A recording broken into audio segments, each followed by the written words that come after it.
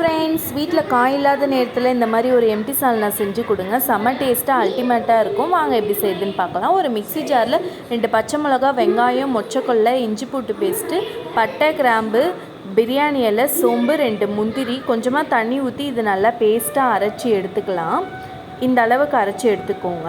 அடுப்பு ஆன் பண்ணி குக்கர் வச்சு, குக்கர் காஞ்சதும் எண்ணெய் ஊற்றி சோம்பு, பட்டை, கிராம்பு, பிரியாணி இலை இதெல்லாம் போட்டுக்கலாம். ஒரு வெங்காயம் நான் நல்லா நீல வாக்கில் கட் பண்ணி எடுத்திருக்கேன். அது நல்லா வதங்கினதும் கருவேப்பிலை போட்டுக்கோங்க. நம்ம அரைச்சி வச்சுருக்க பேஸ்ட் அதில் ஊற்றி தேவையான அளவு தண்ணி ஊற்றிக்கலாம். நான் 1 ஸ்பூன் உப்பு சேர்த்துருக்கேன். உங்களுக்கு எந்த அளவுக்கு தேவையோ அந்த அளவுக்கு சேர்த்துக்கோங்க. உப்பு போட்டுட்டு நல்லா கலரி குக்கரை மூடி ஒரு 2 விசில் லோ ஃப்ளேமில் வச்சு இறக்கிக்கோங்க.